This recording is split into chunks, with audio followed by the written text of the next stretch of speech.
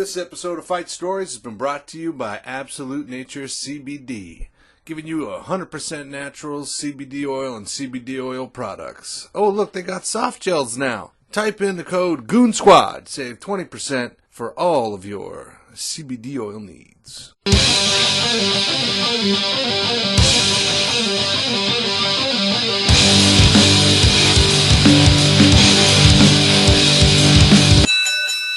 Hey guys, this is Tyler. You're listening to Fight Stories Podcast. We have an awesome episode coming up. We're back in one of our favorite cities in Canada for fighting, the one and only Kingston, Ontario. Last season we had a couple guys on here that were absolute gems. And before we even get this going, we got to thank our buddy Ryan Denis, who's been able to hook us up with a whole bunch of tough guys from his town that he's friends with, and they always have entertaining, interesting stories. Especially, Kingston. It's a rough town.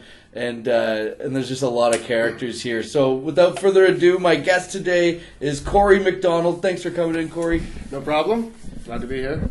Yeah, man. So Ryan, when he was telling me about the people that he knew around here, you're one of the first guys that came up. He was like, "Yeah, well, you guys got to get Cory MacDonald on the podcast," and I'm like, "Okay." He started telling me a little bit about you, but I guess for the listeners. Maybe just we'll get into some of your backstory. Are you from here originally? I'm from Smiths Falls originally. Smiths Falls, okay. Yeah, so like a small little hick town. Just about an hour from here. The shit you used to do on the weekends there is to just fight to see who the toughest guy was. Like there wasn't much to do there, right? When I was younger, I used to sit. There was called the jungle. Like when I was 17 years old. So you couldn't get to the bars. We used to go to the subway at night and just watch all the guys go outside and just, they would fight for no other reason, just to see. That's how small a town was. To see the toughest guy was. Like if you're tough in high school, you guys had to go and fight, no reason, just to see who the toughest guy was. You want to know who the toughest is. Yeah, something in the water or something in the inbreeding, probably. Yeah. And so this is is it all high school dudes or is there older guys? Oh, there was older guys. Yeah. It was the same thing. They didn't get out of their mentality until you were about, Jesus, it took a long time, actually. I think my father's introduced me to guys that he used to get in fights with and brag about it when he was in his 40s. So I don't think they ever got out of their minds.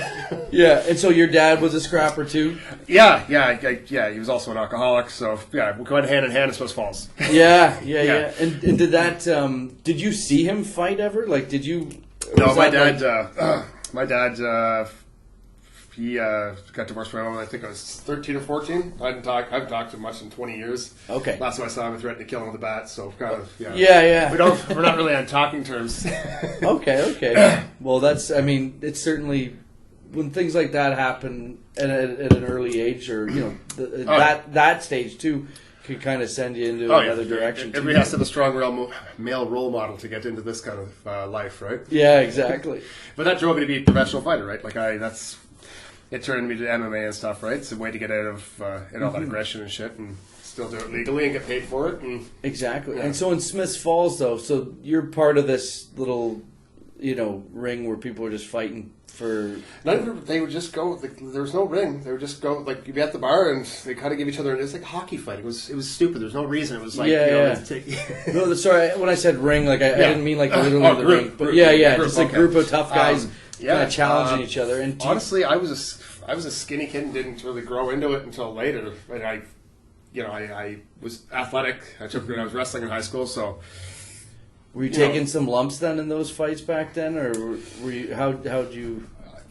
Back then, mostly it was just fighting other drunks, and it'd be one punch either way. Mm-hmm. I didn't get a lot of fights when I was younger over myself. I don't have a bad temper, really, right?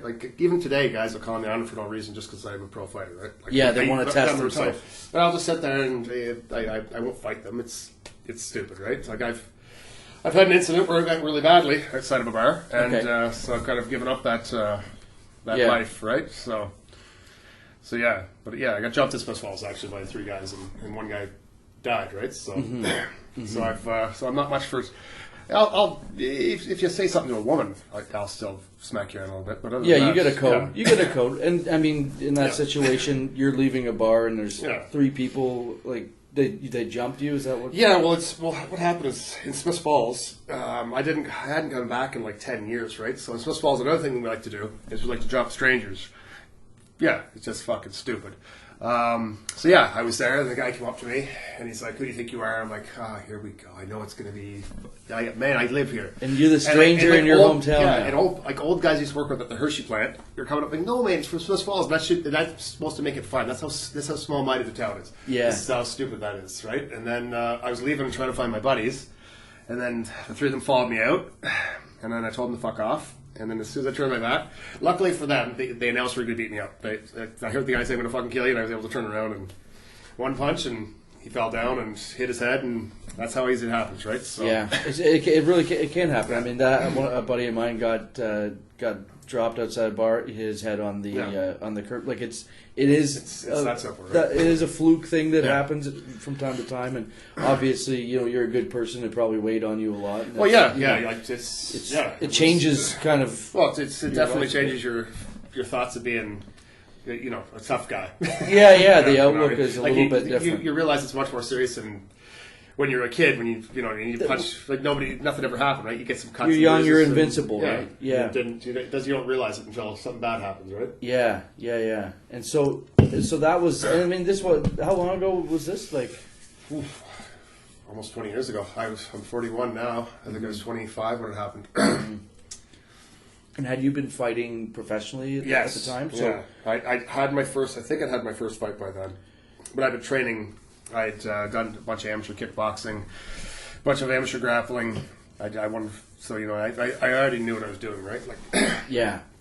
Like I started training wrestling in high school, and then I would say the JTF, the Special Forces Canada. They happen to be stationed in Burt's Rapids, right outside Swiss Falls. So those guys were there. So I was actually, my first kickboxing coach was Alain Robideau. I think I'm saying his name right, but. He was my first kickboxing trainer, so I got to spar with a bunch of the JTF guys, right, which was cool, right? That's great. I was a big kid, and I became a big kid when I was a little older, and so I was 16, 17, and I got to spar with them, right? And they got tough dudes there, and they got to train all over, right? So they taught me sambo and different shit too, right? So nice. It was cool. I actually found out I was talking to Casper, another JTF guy, about 10 years ago. I found out that Alain died over there. Like, oh, really? He didn't tell me exactly what it was, because he can't really tell anybody. Yeah. Said something happened to him, and so. So he was in the military, and he died overseas. Special Forces guy. Yeah. And so that's who you started training with originally. Special Forces military guys. Yeah. I mean, what a group of people to learn awesome, the ropes from, right? Because they got paid to go train everywhere, right? And they come back and they show me different stuff, right? And are they learning stuff like in different parts of the world too, from different like disciplines, I guess, that are maybe more prominent, and that's kind of cool, right? Yeah, it's awesome. So you're getting a different training background than what other guys. I got to see it, like all their different. Some of the stuff was more, gun based and stuff like that. They're taught close hand to hand. Like the sambo stuff is cool, right? Like, do they teach you gun shit? In corrections. But no, they didn't teach me. But the JCF guys didn't teach me gun shit. I wasn't into guns. You can't shoot this machine gun. Yeah, I was never really into guns. I've got a lot of hunters in the family and stuff like that, but I was never much for it, actually. I had a crazy uncle that used to just wheel into the bush with his bow and arrow and then be gone for a week. Nobody thought he was lost. They knew he'd find his way out somehow. He'd have these fucking bear stands 100 feet up and a rock as big as me. I'm like, how the fuck did you get that up there? Strap it to himself and climb up the fucking tree. I'm like, I have no idea. And he wasn't that big. Yeah. Yeah. I'm like, what's the big rock for? He's like, well, if the bear's underneath you and you can't shoot the bow and arrow straight down, you have to drop the rock on it. Fuck. Like, all right, man. Yeah, there's a few wingnuts like that in my family too. I mean, that's they like to. When I was driving a motorbike with them, I remember I'm 5 years old and we were doing 100 mile an hour. My mom catches us. Yeah, the uncle's a little younger than the rest of his family, but he doesn't really grow up. Yeah, the bad influence uncle. Everyone's got one. Yeah, that's great. So you start training with these guys, and how long is it before you take your first professional fight? Well, I didn't even know there was professional MMA. I was 18 and I watched, everybody else watched that first UFC on, my buddy's dish that was the size of a house. Remember those old dishes? That were, so he had that. He had it tuned into, some Mexican station. And it was, I don't even think it was in English, but yeah. And I was first man, I could, this, you get paid to do this? So I came to Kingston to take corrections. And I met Rob Wynn, and he was my trainer the whole time. One of my trainers the entire time that I was a fighter.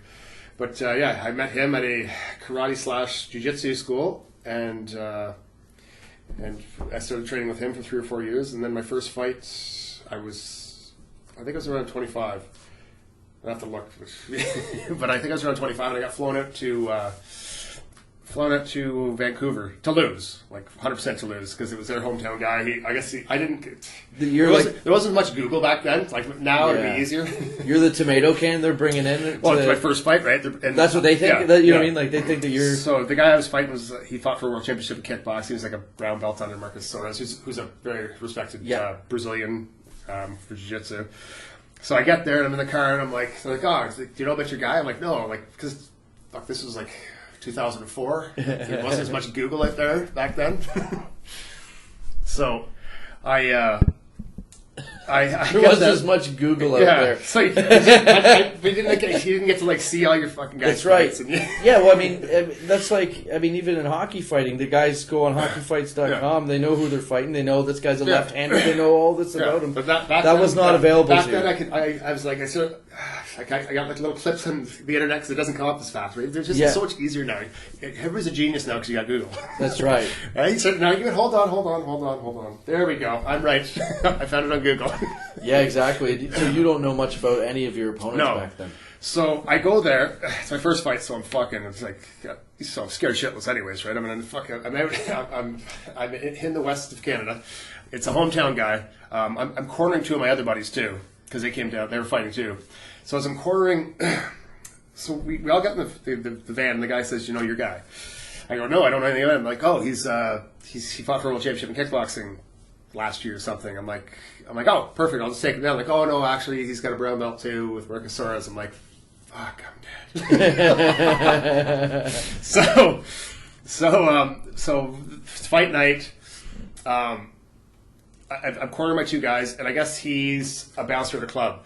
And they come up to me, they're like, "You got to fight next." As I'm cornering my guy, I'm like, "Fuck no." They're like, "Oh, you got to go to work." I'm like, "I don't give a fuck if he has to go to work." I said, "I'm in this part of the lineup." He's got to go to work. Yeah. That's funny. You never think of that. Like they have like another real job, you know? Yeah, but that's how little he thought that it was gonna. That's pissed me off. That's how little he thought it was gonna take out of him. He was gonna go to fucking work that night and bounce. He wasn't gonna mark honor from me. So that's the first. I'm like, okay. I've gone from scared to be a little bit pissed off now. Yeah, he's disrespecting you now. Now I'm a little pissed off. So then we get to the ring. First, I forget my cup. Like, fuck, I'm standing on the fucking get ready. They're blowing the smoke. I'm like, fuck, my cup. So I have to run back. I put my fucking cup on, run back in, run down before music's over. So I'm sitting there. It's a huge crowd. It's the first one there. So I think there's a crowd of like 4,000 or 5,000 people. It's huge. The whole place is packed. They're all cheering for him. They're booing me. And I think he's going to be a decent guy. And I'm fucking nervous as shit. And he leans in to go shake my hand. So I lean forward, and he punches in front of my face. He comes up, punches in front of my face, and the whole crowd starts laughing. Oh, he does like a mock thing? Yeah, like a mock. Like he's going to come in, and as soon as I put my hand out, he fucking flinches and punches in front of my face and stand in front of my face. I'm like, ah. He's lucky he didn't get popped right there, like out of reflexes, you know? That's kind of the crowd started laughing. I remember myself, they're all sort of like, "You motherfucker, you embarrassed me." And I said, and from that out, I was just if he hadn't done that, he probably would have won that fight because I was nervous and he was more experienced. I just went out with a rage and it lasted 15 minutes. Like I came out, I hit him with a left hook, a right cross, picked up, slammed down, kept just punching away at him. He was cut over both eyes, under both eyes. After the fight, he didn't go to fucking work. Let's just say that. Yeah, you went to fucking work on him. Yeah, but that was the first time I ever felt like you see a guy break in the ring, right? Like, yeah. So then I got used to that, right? That's what I looked for. That it's like when he got the third guy, I could see he's broken. He broke his spirit. I'm like, I won. You're not going to work. That's great. Yeah, I go back to the back room. He's still a dick. Like that whole team, the Dennis Kang team, and I'll maybe get shit for this, but the Dennis. They always had arrogance to them, right? And even afterwards, couldn't give you the props for winning. You know, basically. Yeah. He should have done something different. He should have done better. Fucking Cobra Kai, Yeah. But that was basically no recognition, right? Like, yeah, he just fucked up. He didn't do what he was supposed to do. And I'm like, well, thank you for again, belittling. Yeah. And most guys aren't like that. MMA's very good, man. We're all friends. It's pretty respectful sport. Yeah. All the guys that I've met, we go for beers and shit afterwards. This guy's still lying there in a pool of his own fucking blood because they cut him open, and still being a dick. Like, there's the whole team, right? I'm like, whatever, guys. Like, yeah. I mean, you gotta feel pretty good about winning that first one, and like getting that under your belt. You know, that's like the. You just prove something major to yourself. Yeah. That I can do this. Well, that's all I ever wanted to do. It's just, I want to have one fight, win or lose, and then I want it. I'm like, okay, well, I want to. And then it was like, okay, well, now I want a belt. And then I was like, I want to fight a guy in the UFC. I want to fight a guy that was in the UFC. And then I want to sign to a major promotion. So I just kept going and going, right? Like, I never wanted to do fighting as a career. I just liked training and thought I'd do a one-off or something. And then start setting goals. And I treated I was okay at it. And and then I started getting flown around Canada and stuff and getting put on posters and shit. I remember one time I'm going to an event in Halifax and I didn't have they gave you like little IDs and stuff to get in. Mm-hmm. And I'm walking in, the security stops are like, I'm like a fighter, like how do we know? I'm like, I'm the guy in the fucking poster, man. I'm like, main event. Yeah. So, but it gets kind of cool when like kids ask for autographs. It's awesome. Yeah, like, absolutely. You know what I mean? People probably fucking. Yeah, kids don't usually ask me for autographs, but yeah, I've signed a couple. Yeah, maybe not there. Maybe your humor's not their level. Yeah, they're probably not allowed to. Yeah, absolutely. You become a role model at a certain stage because you're a professional athlete and people are looking up to you, and that's going to be pretty cool for you. Like, I mean, that sport in itself has just such a diehard following, and this is obviously a little bit earlier, like in the infancy of the sport too, when it was when it was just starting to grow and get some momentum. That it had a different popularity back then. Like it was new and everybody wanted to be in on it. Now it's kind of like a leveled out plateau of like if there's a good fight on, I'll watch it. If not, but back then it was just like fucking, MMA's coming to town, fucking pack the arena. It's definitely, well, there's a lot more cards, there's a lot more fighters. I mean, back then too, you see like the guys, I feel like there's a lot more guys with like a backstory coming in back then because they're coming from all different walks of life, whereas now it's very... They were better at building it up. That was one thing that, now they don't build guys up as well as they used to. Like, there's not... I find anyways. You have to be a really good talker to get that. Like you have to build yourself up, right? And they'll throw you on TV a little more if you're good. But back then they came up with they helped you with your persona. Sensationalized it a little bit. They helped you with your persona. Yeah, you're going to be this guy. Yeah, it's interesting to see like how it's developed because I feel like now it's like there's so much training and not that it wasn't training back then, but it's very very specific and streamlined. It's like almost like to do that. You're not getting the guys like the Tank Abbotts and stuff that were the bar brawlers. Yeah, no. Coming in. And that's the thing. That's where I was lucky. Like I found a trainer that we trained mixed martial arts, right? And then I had a good Thai boxing trainer. Mark Cleary is a great Thai boxing trainer in town here. So I was able to mix it all together, right? And I wrestled in high school, so I was able to bring my wrestling and help everybody's wrestling, and so we really attacked it as like a, not a striker versus a grappler type thing. We put it all together, right? Yeah, so. And everyone in your camp is kind of bringing something different to the table and that you can learn from, right? So that's pretty cool. And I used to travel down to Montreal a couple times a week to train with Ollie Nestor, who ended up being my manager. He was a crazy Haitian guy. The whole group of them, fuck, they were wild. Great guys, so. I remember every time after a fight, I'd be sitting in the back just dying. Like they'd have after parties, right? So you'd have to go to them. And I'm sitting there, and he knew that he knew I had a girlfriend, and I'm a very faithful boyfriend. So he'd bring girls back. He's like, "You still got a girlfriend?" I'm like, "Yeah, man." He's like, "Okay, you go. He doesn't want you." I was just so forward. It's fucking, it's awesome. That's great. No, you go. He doesn't want you. You go. You don't need to. But he's gonna offer you. Yeah. He was a good guy. We had Gary Goodridge on, and he was talking about how crazy the whirlwind was when, like, next thing you know, he's like, they're flying him to Japan, and it's just like, just tons of girls coming out of the woodwork, like, you know what I mean? Like, you can have your pick all of a sudden once you're at a certain level. It's I got into it before that downside too that Gary's got going on now, right? Yeah. I mean, Gary's a good dude, and it's tough to see. He's the CTE thing is real, and it's pretty scary. Well, that's the thing. I teach. I just stopped teaching now. I'm starting to train again for myself, not to fight, but just for grappling and stuff. Right? I'm a master now. Once you hit 40, you get to do the master stuff. So I get to grapple around with other guys that took some time off and maybe thought, I still got it. Yeah. I thought I saw an ad yesterday, but it wasn't. It was. But yeah, no, with Gary, it's. But you see it a little bit too, right? But I try to teach. I always taught all my guys defense, and I always was the mindset like I get knocked out once, and I know it's not just about knockouts, but I said if I start getting hit too much, or if I get knocked out once, I'm done, right? I retired before that ever happened, but even that was my thing. Like, I got knocked out once. This isn't going to be fucking. Yeah. I'm not getting my lights turned off a few times. It's not good for you. You're not supposed to.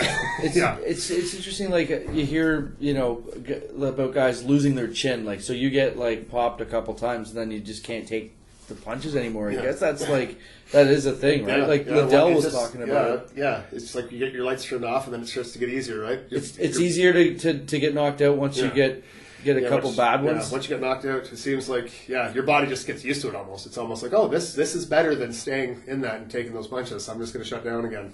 I've never I'd never really thought about that, but you see it in hockey too. A couple guys, I think Todd Fedoruk, he took a really big one, and it put miles in the body, right? Like any pro sport puts miles on your body, right? Like your body doesn't age like you're in better shape than the average person, but your body starts to. You pick up a lot more injuries, right? And that's right. Like a guy can start fighting or start doing a sport. I'm not saying he's going to go be professional with it, right? But at 40 and have a lot less miles on him than the guy's been doing it since he was 20 and he's only 27, right? Like there's a difference. You see some of the guys moving over to different sports and stuff, and when they haven't really competed that hard and their body's still in decent shape, like Rory McDonald. He's a UFC, he's in Bellator now, but. Like he's fucking 29. He's got the miles on him of an 80-year-old, right? Like he watches fights now. He's had some wars, and he just doesn't have that killer instinct anymore, right? He's been through some attrition. Yeah. And it's just hard on the body. Like I've had some fights where afterwards I'm like, you know what? Maybe this is the last one. I'm sore for a month. This episode of Fight Stories has been brought to you by Absolute Nature CBD. Go to absolutenaturecbd.com. Type in the code Goon Squad and save 20% on their full line of products. They've got CBD oil, they've got the topical ointment, and they've got soft gels and the tea. They got a bunch of stuff over there. So if you're into CBD, check them out. They're 100% natural, all organic, third-party tested. I can give you guys a testimony from the Moses family. My wife uses the topical salve for her knees after she goes running. Get your mind out of the gutter, folks. Go to absolutenaturecbd.com, plug in the promo code Goon Squad. Save yourself 20%.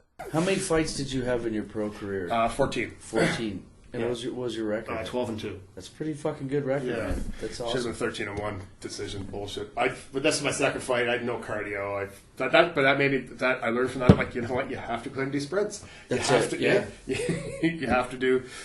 Every fight you learn something new, and you learn about something new that you can do. Yeah. That you didn't maybe you'll pull something out that that you didn't think that was even fucking possible, probably. Yeah. And then if you have a loss or whatever, you just go back to the drawing board, I guess, and say this is what I fucked up with, right? Yeah. And that was so that your second fight you lost by decision. Yeah. And that's a long fight, right? 15 minutes. 15 minutes is a long time to be fighting. Also, guys don't get guys in a bar fight. They're exhausted after 30 seconds. Right? Yeah. People don't know how long 15 minutes of fighting is. We just managing your adrenaline, managing your cardio. I just had a guy on Kyle the Monster Nelson. He's a UFC fighter. Oh yeah. He's from Oshawa or something, right? Huntsville. Yeah, but he does some training in Oshawa and stuff. Yeah. I think Hamilton or Stony Creek and stuff. That's where he's somewhere training. around there. Yeah, one of my guys that I trained fought one of the guys that he trained there a little while ago. Oh, cool. Yeah. Yeah, so he was just saying the managing the adrenaline and stuff is it's the hardest because he came in last minute to his first UFC fight. Like, it was like the week of they gave him the fight, so he was like, I didn't realize the type of whirlwind that the whole event would be. So like he was like, I was over adrenalized the whole time, and then like, you know, in the middle of the fight, like that's just when it just kind of I lost my No, it's hard doing anything like last minute too, like because you're in your mind too. Even if you've been training a little bit, you know you're not in fight shape. So going in, like I've had some ones that I didn't get a hole, and in my mind I'm going in, I'm like, fuck, I know I didn't train hard enough, but you try to get that out of your mind. Yeah, you didn't have a whole camp, so it's a different... you're thinking to yourself, you're like, fuck, I got to get this done probably the first round or two, because I know I'm going to fucking... So you start fighting a different fight, and then, you know, you make it come true, right? You start... you fight a different fight, you start making yourself tired, but it's... And in your fights, what was it like... Did you have more knockouts or submissions? What was your specialty, or did you mix it up? I think I had 4 or 5 TKOs and probably 4 or 5 submissions, a few decisions too. I had a good wrestling base, right? So I could, if the guy had better striking, I'd take him down. If the guy didn't have better striking, he couldn't take me down, which was good, right? I had a good ground game. I kickboxed for a long time too, so I just, like I said, I tried to be like an all-around mixed martial artist, right? But yeah, I loved ground and pound. Like I loved dropping elbows and guys. That was kind of my favorite thing, right? Getting on top and just owning someone. Yeah, fucking Ivan Drago. I will break you. You noticed that in the fight though. When you noticed the moment, you can feel it. You can feel the entire it's like you feel this fucking something in him leaves, like his whole body, like his eyes, everything just drops. Yeah. Like it's like it's hard to. It's like something, it's an animal. Yeah. It's a primal thing, right? It's I think that's it's you notice when you're about to just take over total control. Yeah. You own this person now. And all of a sudden you start. I'm like, oh, I'm not that tired. Then then you start showboating. I keep bringing it back to hockey fights, but there's just this like thing that you remember Bob Probert, obviously the fucking greatest hockey fighter. There's a couple fights where he tags a guy with a really good punch, and he just starts doing the windmill. It's because he knows that he just broke that guy. Like he knew the moment where that guy was he now owns this guy in the fight. He was half the greatest fight with Bernardo there. Oh God, that fight? Like, kept waving the refs off. No, we still got like at least a minute to go. That was the marathon bout of the century. Yeah. Oh yeah. But it's just bringing up that when you feel like you broke the person in the fight. That just reminded me of that because it's like you can see it like very clearly there. Yeah, it's like when I watch fights now too. It's really easy for me to see like who's going to lose. Like after like a minute or two, like you see a guy, you just feel them. You can see them breaking, right? You can catch them a little bit quicker than a little bit with like the ring generalship too. Yeah. Like if this guy's dictating the pace, unless it's a guy who's really good at punching, like on the back pedal, it's usually the guy that's driving the pace that's going to probably win. You can see, if a guy's on his heels a bit or.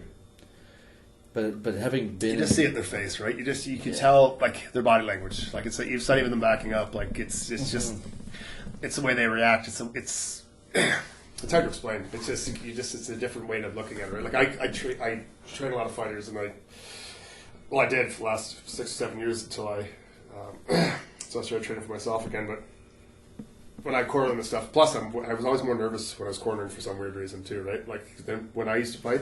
Yeah, because it's so like you just put your guy in there. And you're like, I can't do anything. I can yell stuff at him, but I can't help. Yeah, it's got to be hard. I think that would be challenging, having like been in that ring and then seeing your guy in there, and like you can't will him to do something that you would do. No. You know?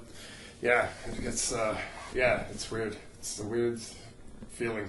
And you feel total responsibility. Yeah, because you know the nerve feeling of going in that ring, and then but you're outside. It's hard to explain. It's very it'd be like watching Like I'll catch myself. I'll be like fingers in the cage, and the outside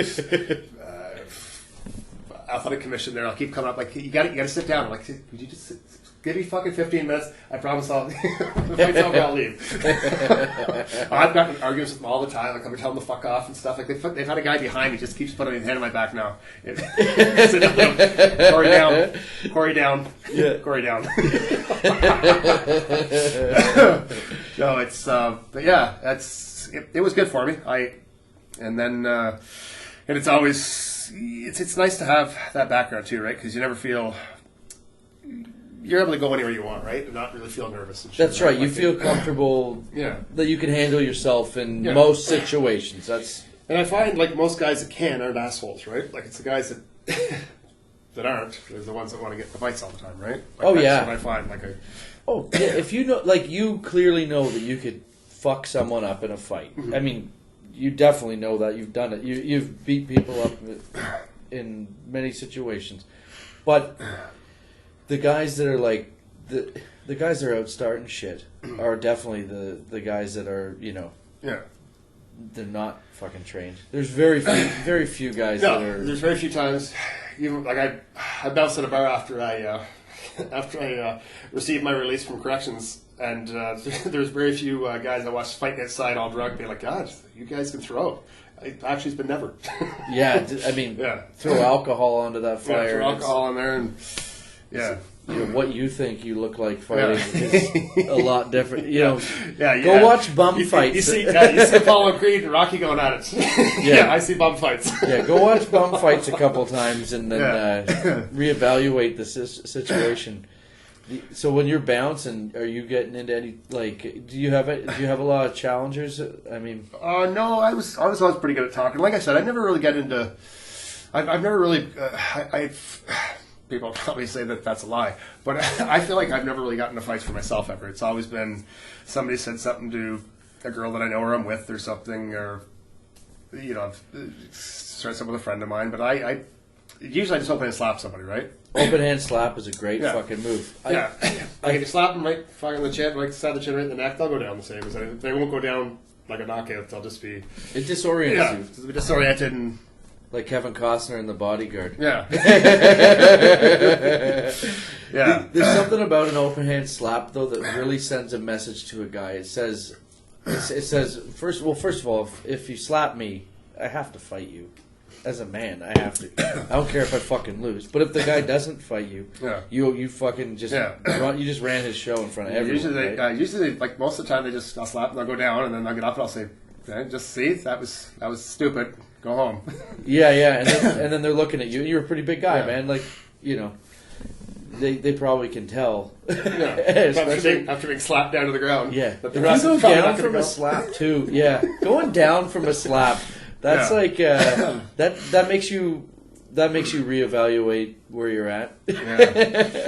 Actually, I slapped some big juice monkey a few years back. He kept fighting, and I kept trying to make him stop, and he wouldn't. Like he ripped his shirt off and actually yelled steroids.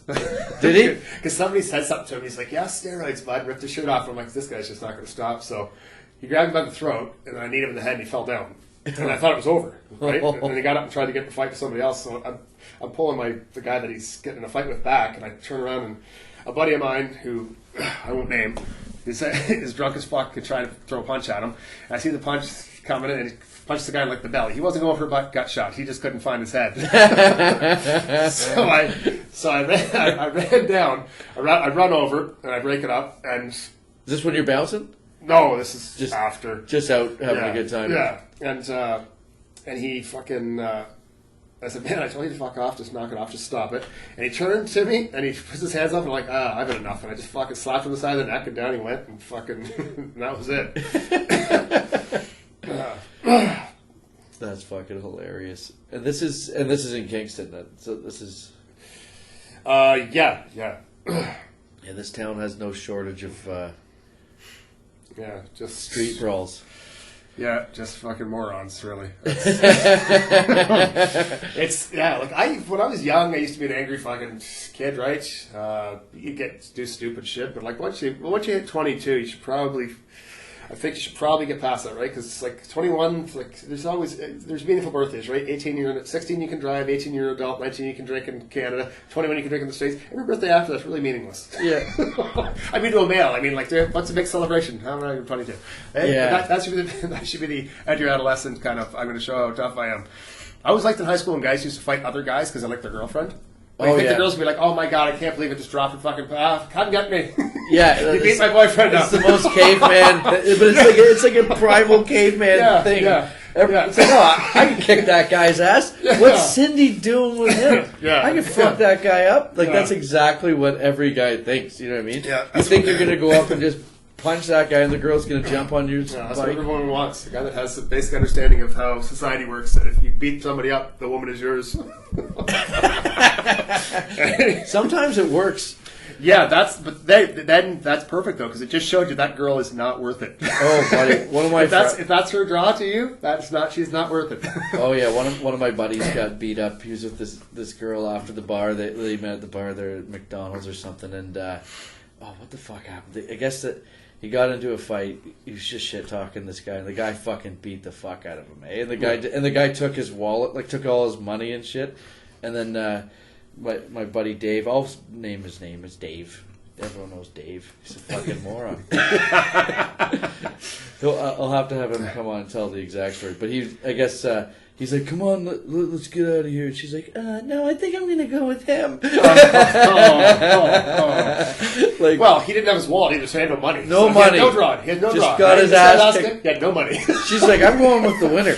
Yeah, he's got your money anyways. Yeah, that's the prime example of caveman shit. See, I always had girlfriends that did not want me to fight. Hated it. My girlfriend in high school, I remember we were at the bar. Yeah. We were at the bar one time, and this guy's trying to fight me. And again, I don't care. Like I don't value the opinion enough of drunks that want to challenge me enough to get mad at whatever they say. Right? It's just stupid. But she comes in, tries to break it up. He's like, "What? Shut your mouth, you fucking whore!" I'm like, "Ah." Now, out of principle, not out of principle, I just react. I fucking hit him. Down he goes, and then she gets mad and starts walking away. So I grab the guy on the fucking ground by the fucking and dragging him behind to apologize to her, and she's fucking furious at him, won't talk to you. So I'm dragging this guy across the parking lot of the bar. I'm like, "Come here, no, stop. He's got to say." He's like, "You're gonna fucking." She didn't talk to me the weekend, but I mean, I thought I was being a good guy. Just one weekend though, that's okay. Yeah. But she did not like. None of my girlfriends really funny. Appreciate it. Yeah. Dragging him across the parking lot to make him apologize. You think that's going to make things better? Yeah, I got him to apologize. No, I didn't really fight. It was in your honor. No shit. And you're the one that's in trouble. Yeah, right? Yeah. I know. I told you I was bad. I'm sorry. So funny. I was actually the last fight I ever got. It was a bartender that I'm friends with. She was at the bar. It was one of those really dead night. I was just there with some buddies. And it was military guys, actually. And I heard, I could hear somebody calling somebody a whore and shit, like, just saying stupid shit. I'm like, in my mind, I wasn't really paying attention in my mind. I'm like, there's no girls here. Yeah. And then I turn around and I see it's her. And I go over to her and I'm like, and they're telling their buddy to go out and have a smoke and like knock it off. He's a military guy? Yeah. So I go over and I'm like, she's crying. I'm like, what? I said, was he talking to you? She said, yeah. And then she's like, don't do anything. I'm like, no, I'm just going to talk to him. But his buddies are following me. Like, no, we told him he's got to go calm down. I'm like, I'm just going to tell him he can't fucking come back in. That's it. So I'm walking through the double doors and I'm talking to them. I turn and he didn't know I was coming to even talk to him. He was just going to fight the first fucking guy that walked in. Oh, he was just that fucked up. So I turned right into a punch. My buddy Daryl's sitting there and he's held the rest of the guys in. And I don't really even remember the fight because I was drinking that night pretty heavily. So, but I guess the next morning Daryl calls me. He's like, "You're next sir?" I'm like, "What are you talking about?" He's like, "You remember fuck?" I go, "Yeah, what the fuck was I doing?" He goes, "You remember headbutting the guy?" I'm like, "No, I do not remember headbutting me." But it came back to me that day. I guess, but he's a big guy, right? So he's crowding me. So I was trying to hit him with the elbows, but he's too close. So I just grabbed him and started smashing his head off the wall and I started headbutting him until I knocked him out. And then I picked him up and was hitting him. And I guess she was trying to pull me off the whole time. And I'm talking, and I'm trying to make him to apologize to her too. But he gets up and he's like, "You're a faggot. Look at you, pussy." I'm like, "I'm the pussy." I'm like, "You're the one bleeding from every fucking hole in his face." Oh, and then he tries to come back in and tries to get in a fight again. Oh no! And then the military guys that are inside, he got charged. Everybody is an MP, and they can't be doing shit like that. Yeah, that's so. Yeah. He goes, "How am I going to find him?" I'm like, "He'll be the one with two black eyes. So it'll be easy to find." But his buddies come inside. And they start shitting on her and say something to me. They're like, we'll deal with you later. I'm like, there's no time like a present, boys. I said, I just smoked your biggest guy in about fucking 20 seconds. Like, what are you three losers going to do? Oh, we're calling buddies. I'm like, well, we'll wait. But yeah, I honestly don't get mad unless you've done something to a woman or something, right? Like, after that shit happened in Smith Falls, I didn't get a fight for years. I wouldn't touch anybody, and I was at a bar, and I thought, my buddy and me were just standing there, we see this, like, there was a brawl break out, and I'm like, fuck, man, I'm like, that hippie's getting his ass kicked. Because, you don't think a guy's beating a girl. And I just thought, this guy's got long ass hair. And I just made a joke. I'm like, I said, that hippie's losing this one. And then I'm like, fuck, that hippie's got a nice ass. And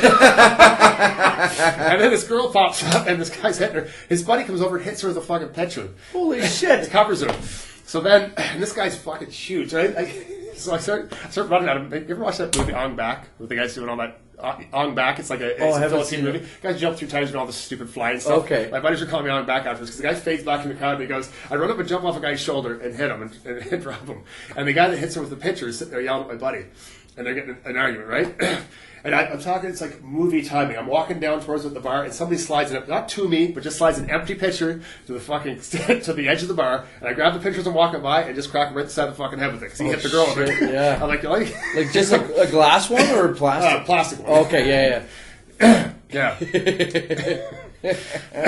But yeah, that stuff gets me wound up. Any shit with girls, right? Do you find that because, you were raised by your mom My mom, for a lot, yeah. do you find that you're reflexively more inclined to be protective to women because of that?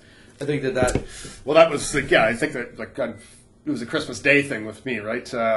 My mom and dad were getting divorced, so he came over to give us presents. I think I was 14 or 15, and my grandparents lived beside us on a big island, right? Like, it's by Smith Falls.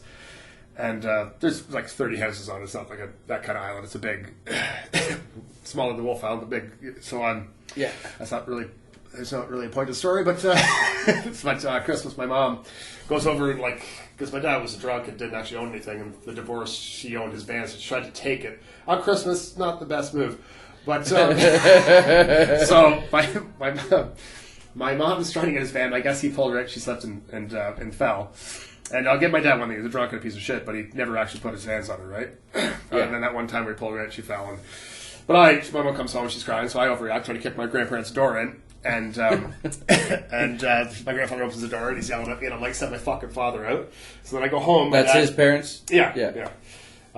So then he comes over after that, and I just grabbed a baseball bat and told him I'd fucking kill him, and if I didn't get him now, I'll get him when I get older, and didn't talk to him for like 20 years after that. So we've talked a few times, but it's not the best, not the strongest relationship. Yeah. How's he doing now? Is he doing better? He quit drinking when my mom and him got divorced. Oh, that's a good...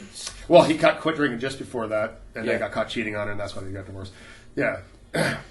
All-around good guy. Yeah, really roll... He's hitting all the check boxes. If I want to know exactly not to do as a man, I just look at him and I'm like, exact opposite, and you'll be fine. Yeah. Just do the exact opposite of what he did. You should be fine in life. Is he fucking a little bit nervous around you? Oh, no. No, I wouldn't fucking say.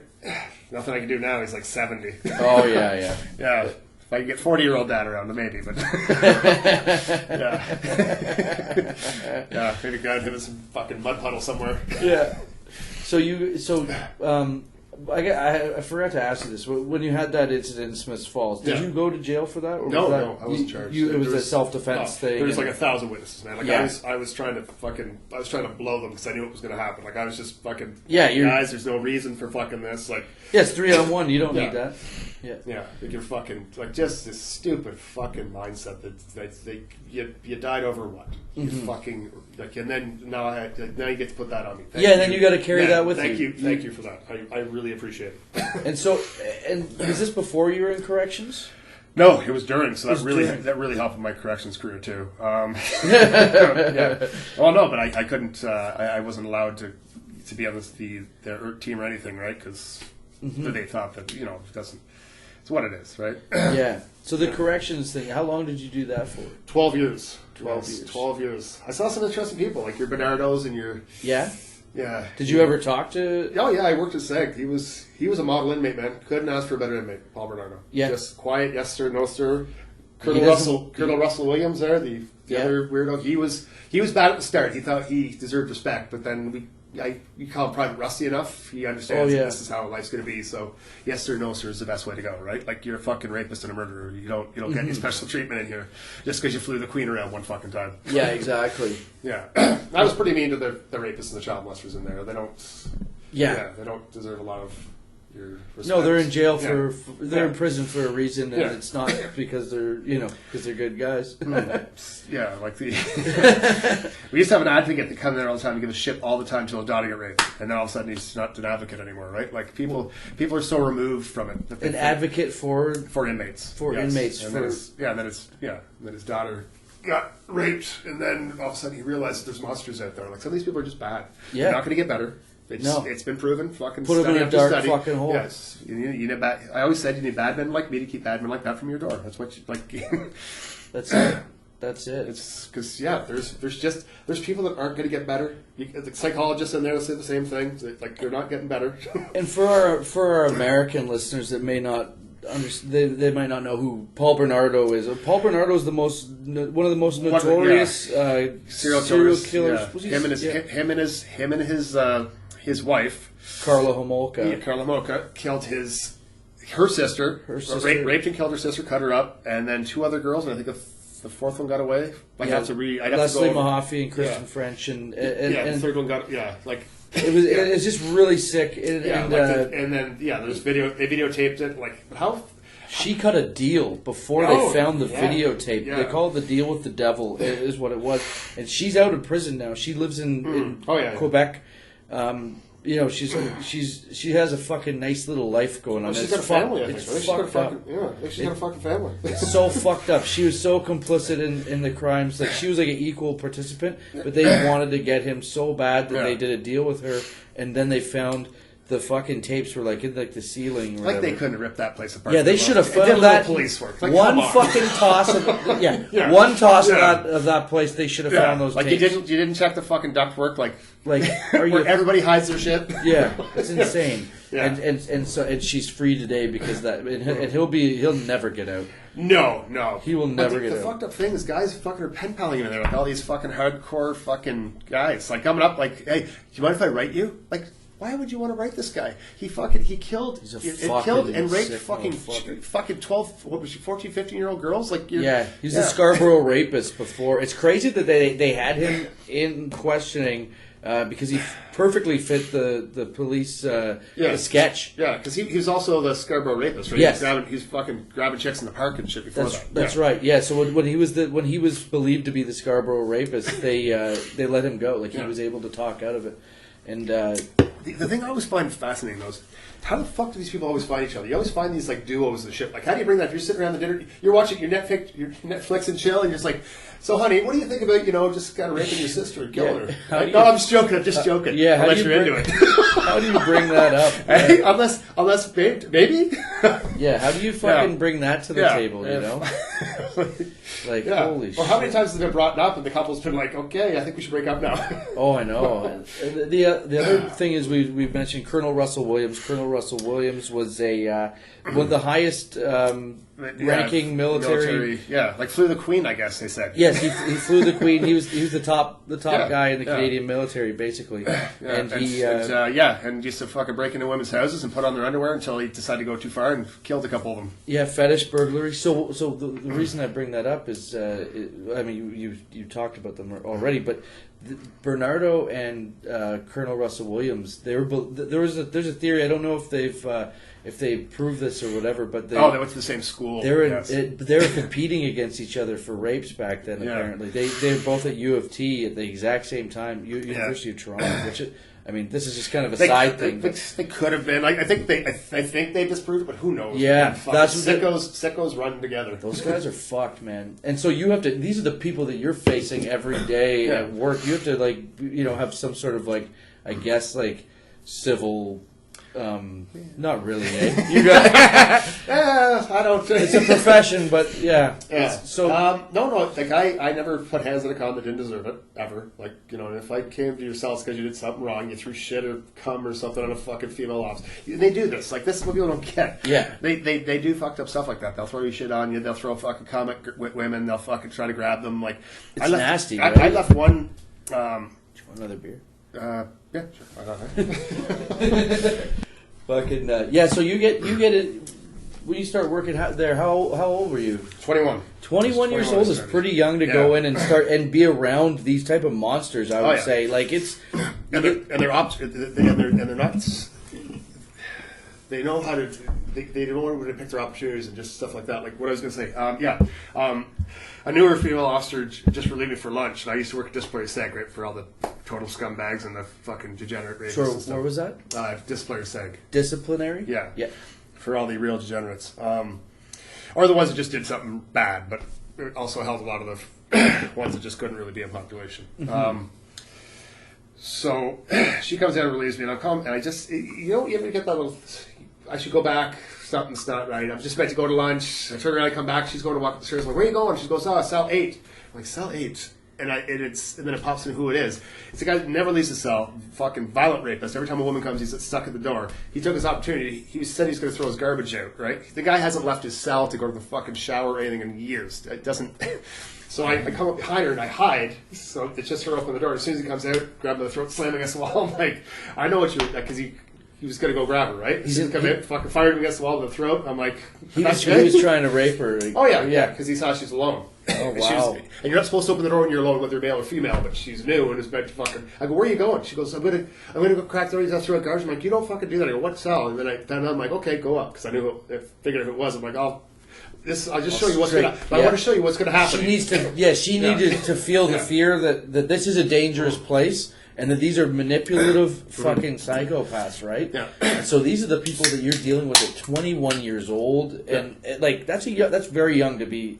surrounded by those people. Obviously, you have older guys around too, and your team. It's fun telling a guy to lock up. He's like, I've been in jail longer than you've been alive. Okay, you got me there.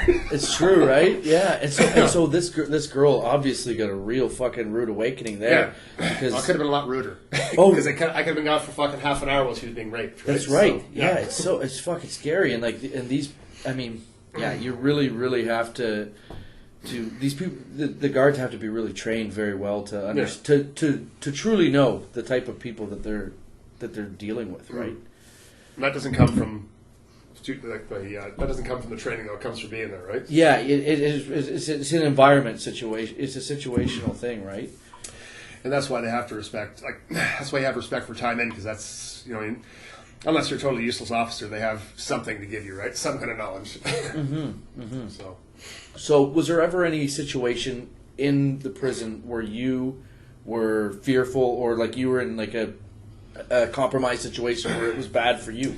No, because you're always fairly careful, right? Like when I was younger, a few times got pissed off and probably could have went bad for me, right? Like I'd run my mouth or walk into the yard because I'd be pissed off because the guys wouldn't come in. I'm sure 10 of them could have stabbed me to death, but they didn't, right? Because I was pretty cool with all of them, honestly, right? Like I was respected there because I never put hands on any con that didn't need it, right? But I would always run ranges pretty loose. I'd let the guys that ran the range come up, and I'd crack all the fucking cells, which you're not supposed to do. But if I have an understanding with the guys that run the range, nothing bad's going to happen. I tell them, if one bad thing fucking happens when I'm working, I will make sure I'm here for the next 3 weeks, and I will keep this fucking place locked up.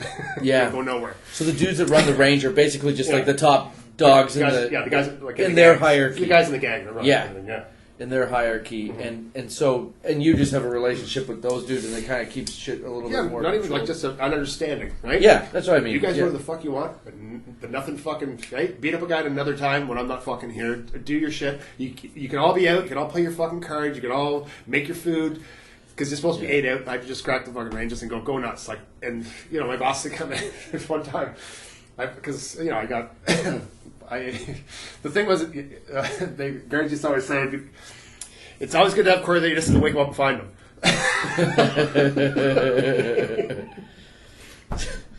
I just kind of did my own thing. I remember there's a new keeper there who's our boss.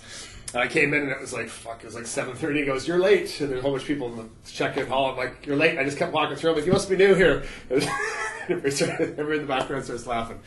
Yeah, because I just did the...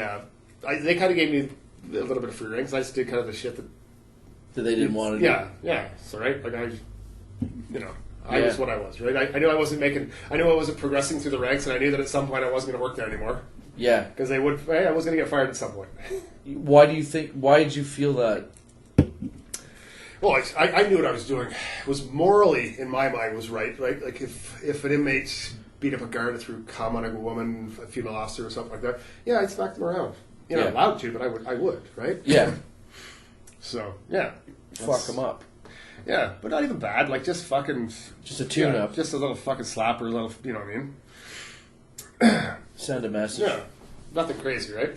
The worst thing they used to do, is they used to put guys in the shit cells, right? For when they're holding drugs, there's no windows or anything. Okay. So we used to they wouldn't know what time it was, right? Because we keep them there for 3 or 4 days, and we'd feed them like lunch, breakfast, and dinner at the same time, or we'd fucking or we'd, you know what I mean? We'd come and turn the lights on at like midnight, and then turn them off at like 3 a.m., and then he'd have no, you know, and that's, if you don't know what time it is, I don't know why, but it fucks guys up, so. Yeah.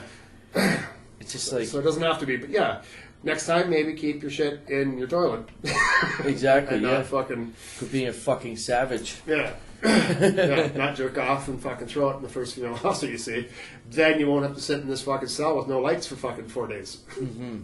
And sure, would people have problems with that? I'm sure there's many bleeding hearts that have problems with that. But they're the same assholes that watch an action movie and cheer for fucking Jason Statham as he's fucking killing the bad guys in brutal ways, or Gerard Butler in fucking what's that movie where he tortures the guy in the basement for killing his kid? Yeah, but those are the fucking people. They're at the fucking sides. The same assholes that will be clapping at a goddamn movie. That's what I don't get. They have this disconnect of reality.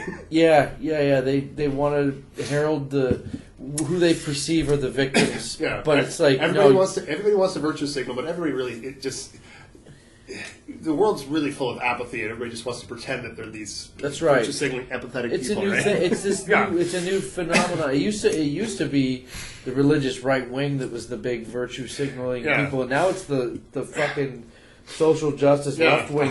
The hard left wing nutbags are. Yeah, it's really like both those. It makes me want to go to church.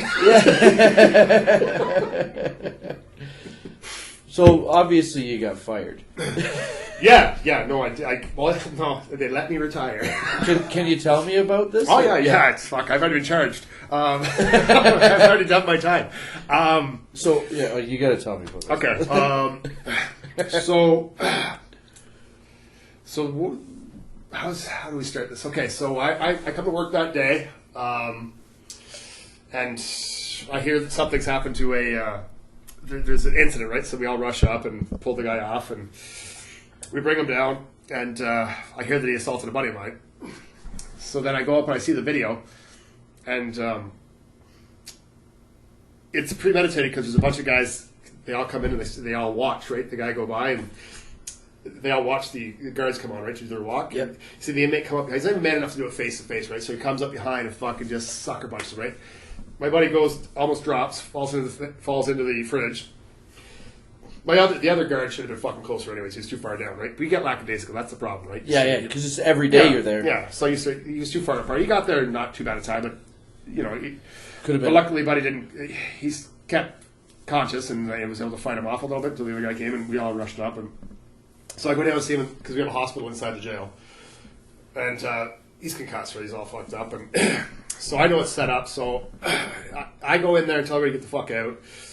The guy's got a little bloodied up from whatever, so I put my fucking frisk masters on, like my puncture proof, and I put my rubber gloves on over top, and I just walked in and fucking cracked him, and as hard as I could, and then a bunch of other guys jumped in, they were beating the shit out of him too, and then our managers came in, and they questioned him, and he said I did it to pay off drug debt, and they asked him who did it, and they said, well, if you don't tell us, we'll throw you back in with fucking Cory and them, and they'll fucking smack your end again.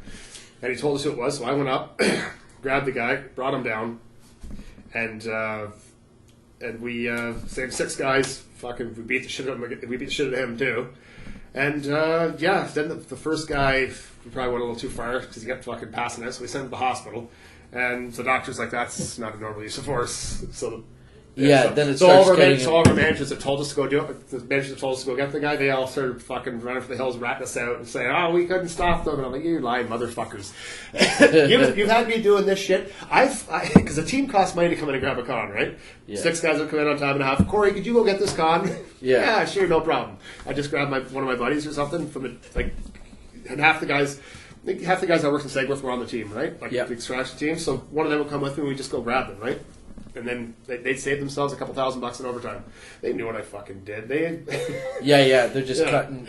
Yeah, like one time a con assaulted a buddy of mine, and they had one of the managers and two of my buddies down there guarding the con, so I couldn't get to him before they transferred him out, because if I grabbed him, he'd stay at the jail, and they wanted to transfer him out. So don't tell me you didn't know what I was doing the whole time. Like, yeah, they knew exactly what was happening. You were like a hit squad for them. Yeah, and you used that. So, but yeah, I didn't mind. I had a bunch of buildings. Like when I worked, like I bought a bunch of buildings in Kingston throughout my time as correctional officer. So I just retired. I just lived off that, right? And they gave me my pension, and they gave me a couple $100,000 or something too, right? So yeah, you got charged with assault for this? all 6 of us did. And then 6 of us got charged.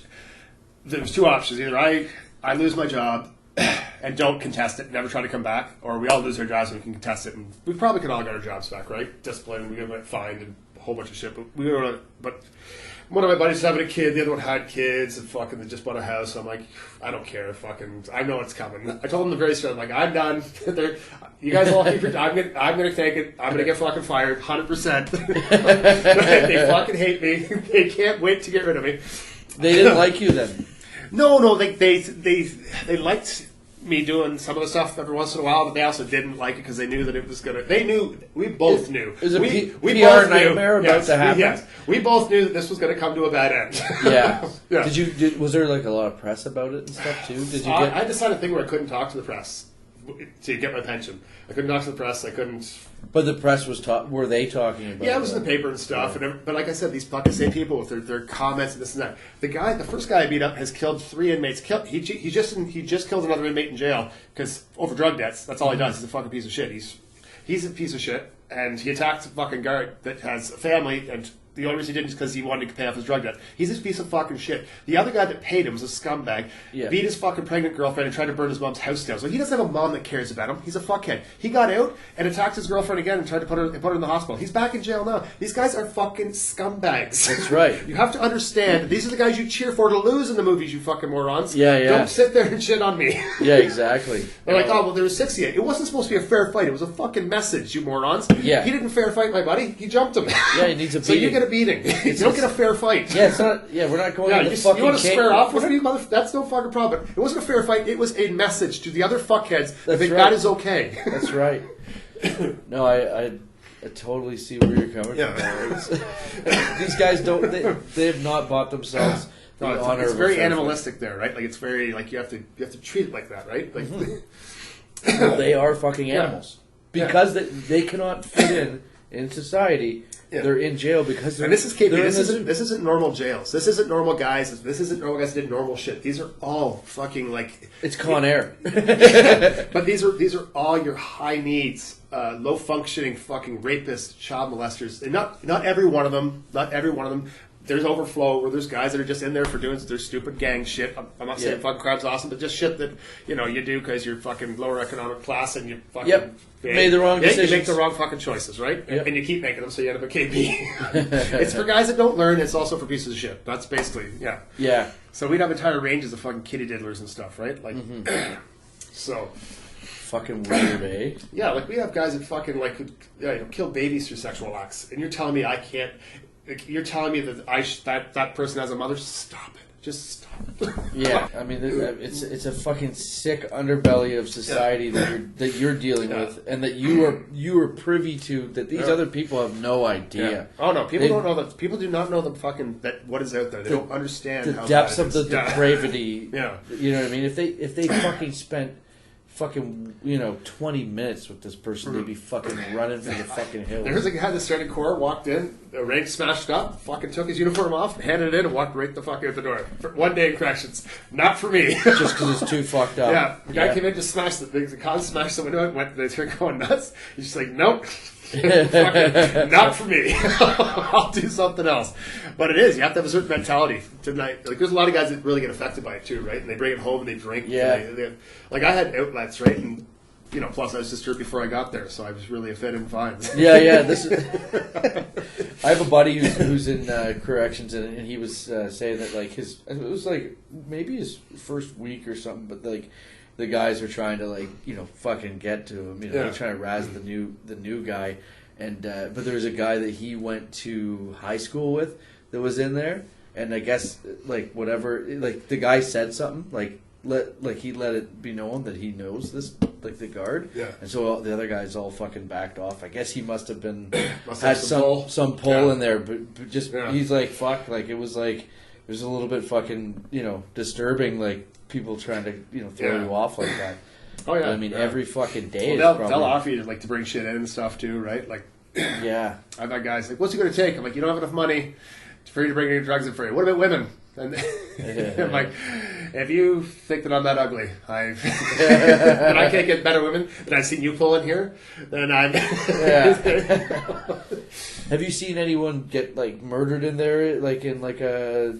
Oh, I've seen guys get stabbed. I've seen guys dead in there. I like they usually hide them murdering. Yeah. I've seen guys all stabbed and shit. Like one funny thing is one morning I'm coming. This is like the time in thing. I'm coming in and there's this con hanging.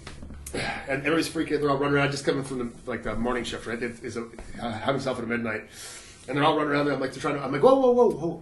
I said, whoa, knock it off! I said, well, make sure he's actually hanging, and he's not fucking wait for you to open the door so he can stab you. Yeah. So I walk in and I give the guy a little push, and he swings back and forth. Like, okay, he's hanging. Like, okay, somebody go grab the 911 knife. Like, why has no one grabbed the 911 knife? It's a knife you can get in the neck and cut without cutting him, right? Yeah. It's especially made for it. So I get that in there, I cut him off. He goes down. I go, now somebody give me cuffs. They're like, why do we need cuffs? I'm like, just fucking give me the cuffs. I put the cuffs on because when guys come back alive and they wanted to die, they're very upset with you. Yeah. I've done fucking full-on brawls with cons when when you cut them down. I have one guy. Really, eh? Oh yeah. Holy fuck. I had one guy. He's like, I'm gonna fucking kill myself. I'm like, fill your boots, man. And I didn't see the news right behind him. He's like, oh yeah. Jumps right off the boat, right into him. I'm like, oh, okay. Oh wow. 911 knife. That's crazy. And it's not like in the movies, man. It's like 1 second and you're not moving anymore. Like, it's not like when you're flopping around bullshit like you see in the stupid fucking the movies where guys hang themselves. It happens that quick. And they're sitting there for like 20 minutes, you know what I mean, before somebody saves them or these. Yeah. Now you go, your tongue fucking hangs out, you turn purple, you're done. They die that quick. It's like 3 seconds. You're not dead, but you're out. Like the blood's cut off your brain, you're done. Like it's like you step off, you fucking, and then it's it. Like you do a little twitch and you're done. So the guy that you cut down, was he dead? No. It takes about 3 or 4 minutes to die from hanging. Okay, but the guy that you cuffed. No, he came back alive. No shit, He kicked me off the top tier. Holy fuck. Yeah, you have to hang for I think it's like 4 minutes for the oxygen to cut off the brain to die. Oh, like wow. 4 or 5 minutes. That makes sense. Yeah. And then even then when they hang themselves sometimes, they do it with bed sheets, they're out, but I don't know. I don't know how the fuck someone survived, man. They should, like, I've seen guys die of sepsis and shit, too. Like, they'll keep injecting with dirty needles. By the time you find them, they're fucking gray, and they're not even dead yet. Wow. Yeah. Disturbing shit. You've seen some shit. Oh, yeah. That's why everyone's getting mad about this safe injection site thing in corrections. It's not a bad idea because then we'll stop getting poked with their fucking dirty needles. I don't want fucking Hep C or fucking... Yeah, no I don't want shit. Hep C. I'd love not to get fucking poked with your needle. Safe injections anyway. Well, it's illegal to do drugs. They're still going to do it, and I don't want to get poked with your fucking needle because you guys have a moral objection to it. It's a stupid thing. It's a safety thing, but everybody's up in arms about it. Like, think about the safety aspect of it before you think about they're gonna fucking smuggle drugs in. Yeah, just let them fucking do it. That's right. Yeah. Like, I know it's wrong. I know it's illegal still, but they're not going to stop. That's right. Like, drug addiction, like, fucking, I don't know if you know what I mean? When you're around the prisons, it's not stopping. I watch guys shoot up their methadone, and a guy just fucking, shoot it right down. That's how addicted to drugs they are. They will drink your vomit.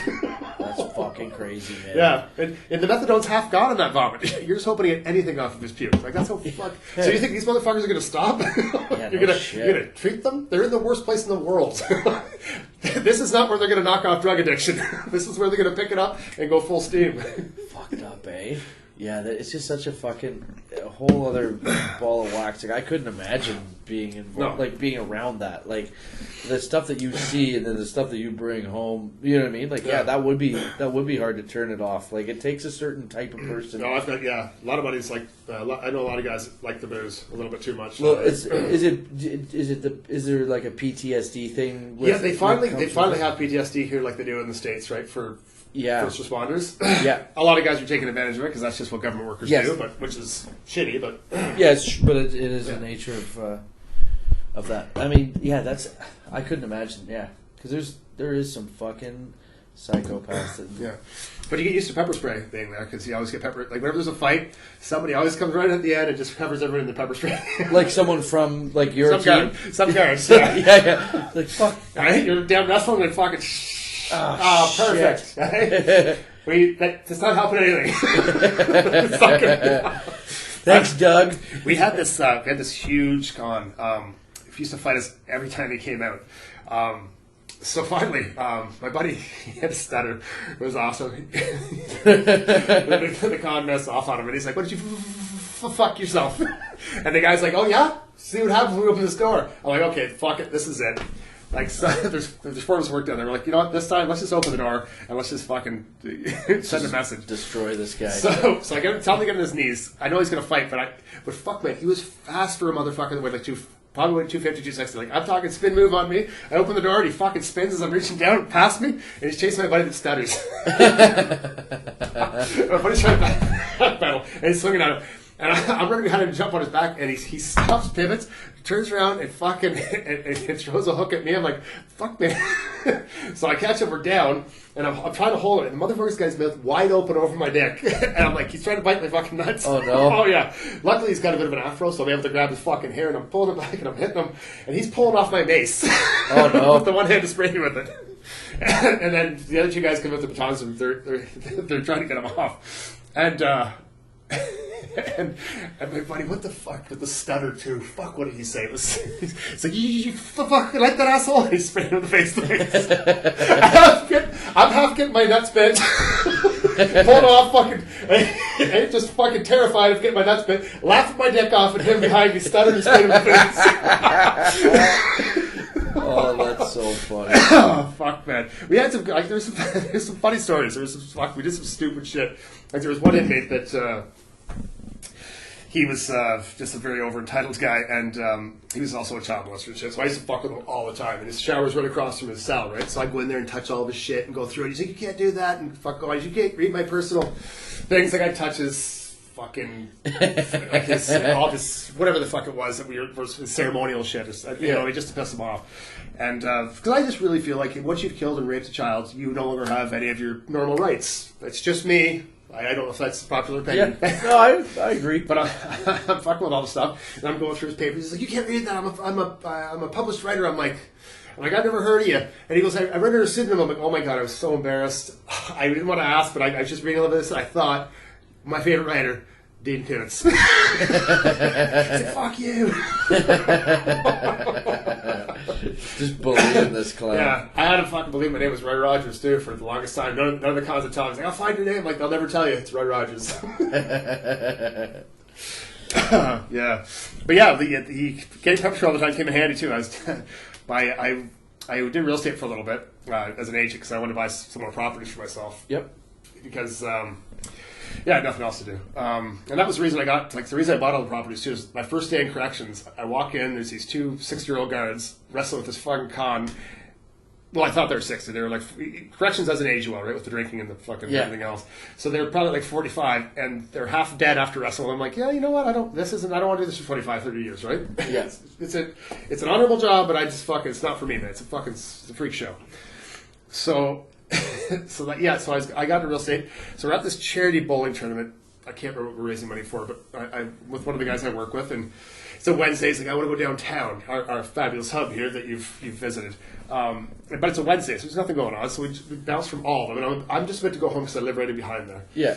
And he's like, "Fuck man, I haven't had Burger King in a while." I'm like, "Okay, let's go to Burger King." That's the that's the final thing there. I'm walking, I see this group of little fucking dirtbag Heights. Everybody that Kingston will know who Heights is, but it's a nicer part of town. Yeah, you don't want to hang out in the Heights. But I see them walking towards us. My buddy's really tall, a big guy, and we're both dressed up for this. You know what I mean? Like, we've dressed nice. It's a charity event. So, so they V and like bump into us, and my buddy's like, excuse me, and these guys couldn't have weighed $150 fucking combined, the 5 of them. So they start running their mouths and shit, and then one of the guys that's with us is drunk, so he starts screaming like man, bring it down. Don't scream. Like, bring it down. Everybody's got their cell phones there now, too, right? Yeah. Anything happens, cell phones. Yeah. So this guy feels the shirt off. He's got my feet underneath. I'm like, oh my God, look at the little muscles on you. I start just belittling him. Oh, yeah. But he can't get past the air wall, right, to get to me. I'm like, I don't want that imaginary wall. This is the biggest thing. I don't fight people. I just make fun of them. But I'm like, don't let that imaginary wall get you fucking away. So hop over and get over here. And then his buddies got him, and he's like, okay, they just saved your life. Have a good night. So we go in and we fucking eat our delicious goddamn Burger King. But then all of a sudden, boom, they're all outside. I'm like, oh, fuck, I should have went home. I knew I should have just went home. So I go inside, and they're all there, and I'm like, fuck, I'm like, guys, I'm going to do you a favor. I'm not going to beat you up tonight. They're like, what? I'm not going to beat any of you up tonight. He's like, oh, you think so? I'm like, yeah. So I go to walk away, and I see his hand come up, and I'm like, fuck. He took a swing at me, so I jump back. He's got a big fog. You ever seen those big Mark 9 foggers, like the bear spray, like they come into the big fog? Oh, yeah. He smokes me and my buddy with bear spray. My buddy used to be an ex-cop. Oh, shit. So I'm like, fuck. As soon as he hits me, I'm like, you motherfuckers, you pepper sprayed me. So I know what it is. I've been pepper sprayed a million times. Right away. And it still sucks every time. Yeah. So I'm like, fuck. They start running. I'm like, okay, you guys win. My buddy starts chasing. I'm like, fuck. Where you get I pepper have to sprayed chase again. them too. So we chase them down. We start beating the fuck out of the one guy, and the other guys aren't doing anything. And I'm like, I don't know why aren't they doing anything? Fucking. Next thing I know, more fucking bear spray. Oh yeah. They just fucking fog us down again. And the second one was just too much to take. I am fucked. So I go into Burger King to fucking put my face in the sink. Girl, I can't see anything, but I kind of fucking, but I can see girls are crying, they're screaming because of the shit that's coming off of me. I can't breathe, I can't. Oh, yeah, that's wrong. Yeah. If you get hit, it's affecting other people. They're all coughing, stuff, they're crying. I'm in there just fucking like hits in the fucking sink, drowning. Oh, I come out because I got to make sure. I'm like, okay, Jordan didn't follow me in an order, so I'm going to try to find him. Our two buddies didn't even get hit with it. They're behind us. They're down on the ground. Fuck off. I'm like, motherfuckers, you didn't get touched. One of the best that I know for across the street. He goes, I got halfway across the street and I couldn't get any further. That's how much they're spraying. They fucking emptied three big cans of the shit. That's nasty though. So I get it. It looks like a goddamn bomb went off. There's fucking girls. They're going crying. There's fucking boyfriends. Fucking. Did they get fucking like the people that sprayed it? They took off. Oh, the one guy got such a beating. I have no idea how they couldn't find him in the hospital after. Like he got fucking American History X. Like the fucking. And I reference to a great movie, but that's exactly what like you motherfucker. Yeah. So there's fucking like 5 ambulances there, like taking fucking just for fucking civilians that got caught in the crossfire. Yeah, like because they used so much, people were just fucking blinded, man. Oh, that's brutal. So they're like, you gotta go to the hospital. I'm like, no, I'm fine, but I couldn't see it. Like because I got so much and so close, my eyes had actually swollen. Oh so shit! I'm like, no, fuck, I'm just gonna go home. They're like, no. So I go to the hospital. And we're all lined up because there's a shower on the side of the hospital for everyone, right? So I'm lined up the back because it still sucks, don't get me wrong, but you get used to it enough that I can handle it, so everybody else is going through.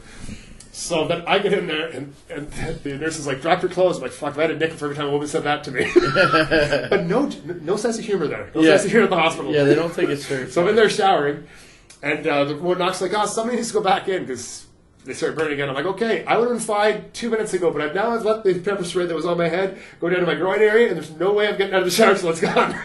Oh, yeah. Yeah. So then we're all in there, and I guess there must be 20, 30 people in the emergency room, right? They're all fucking... Because they pepper sprayed everyone, right? Like was it broad daylight? No, it was night. It was at night? But there's just a lot of people around. Yeah, it was like the hub in the middle of fucking, like... Yeah. Oh, yeah. Fuck.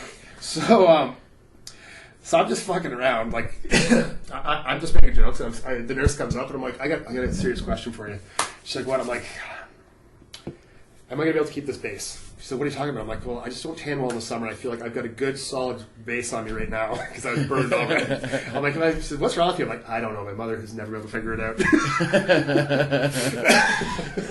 And then some kids are, you're lucky they didn't have knives. I'm like, I would have preferred that. They would have been walking with knife handles sticking out of their asses. And the cops were sitting there at the time. And like, really? I'm like, yes. The cops, I didn't even know these two cops. And the cops were like, yes, Mr. McDonald's not afraid to get in a confrontation or two. Thanks, boys. Yeah, the cops know you, but you don't know them. No. Yeah, I've had a lot of time. Like, after I got fired from corrections too, I was on probation until we went to court or parole, whatever the fuck it's called, conditions, I guess, till court. And I'm at the bar and we're leaving, And I try not to see it, but I see it. This guy takes his girlfriend and fucking fires her on the ground. I'm like, fucking so going to jail. My buddy goes, you see that? I'm like, for fuck's sakes, yes. It's like over, I'm like, hey, fucking, what are you doing? And he's like, fuck you, what are you fucking... And I just slapped him, down he goes, right? Yeah. Slapped him in the front of the fucking face, though, so I smashed his fucking nose. He goes down, I'm like, okay, fuck it, I'm gonna walk away. So I'm walking away, and boom, the spotlight from the fucking, the cops. The cops, I'm like, he goes, hey, I'm like, fuck. Me? He's like, yeah, you... Fuck. luckily, my buddy, his brother's a cop, like a decently high cop in the force. So he's like, man, he's like, you saw what happened. He fucking didn't do anything. It's like, then the guy that threw the girlfriend comes over. His nose is bleeding because he turned. I went to slap him. I think he must have turned his head. I didn't slap him. Yeah, he turned right into it. Yeah. So I hit him in the nose. And then he comes over to start fucking yelling at me again, and my buddy fucking folds him over the cop car. I'm like, stupid, he's letting us go. What is wrong with you? I'm like, fuck. But amazing. Yeah. But yes, I like to prefer myself to not to get into those situations anymore. It's a little nicer to just go to the bar and, wake up regretting your decisions because of a girl and not because of, police. Trouble seems to find you, though. That's what my buddy said after the pepper shot thing. He's like, what in the fuck? He's like, man, that's a night with me. Just fucking put your helmet on, strap in, and just enjoy the night. Yep. Oh, that's great. Listen, man, thanks so much for coming doing the podcast. We're so happy to have you on. Guys, this is Cory MacDonald, and keep listening to Fight Stories. You can check us out. We got all the episodes from Season 1 are already up on YouTube. Subscribe to our YouTube channel. Check us out on Twitter at Fight Stories Pod and Fight Stories Podcast on Instagram. Also, subscribe to our Patreon, okay? Patreon.com/Fight Stories. And you get a whole bunch of bonus perks and help support the podcast. Everything that we make from the Patreon is going right back into the podcast so we can continue to go to different cities and meet different tough guys and hear their stories and bring them to you. This is what it's all about, guys. So thanks again, Cory MacDonald and Ryan Denis. One more time, thank you for setting this all up. It's just been a great time. And keep checking out Fight Stories. Support the fights. Fuck the arts. Guys, thanks for listening to Fight Stories. We are having a great time making this podcast. We're getting some great guests, and the feedback has been awesome. If you want to support the show, you can do it in two ways. Way number one, money. We're on Patreon now, so check out Fight Stories. Anything we get, we're pumping right back into the podcast. We're trying to get bigger, better, and better. Secondly, continue to subscribe and share, and please rate the podcast on iTunes. This one is the line he wants to hear your Fight Story so well. You hear that, Ryan? We appreciate you. We're on Instagram at Fight Stories Podcast, on Twitter at Fight Stories Pod, and on Facebook, just plug in Fight Stories. Our ugly mugs are going to pop up. Support the fights. Fuck the arts. My dad needs some money.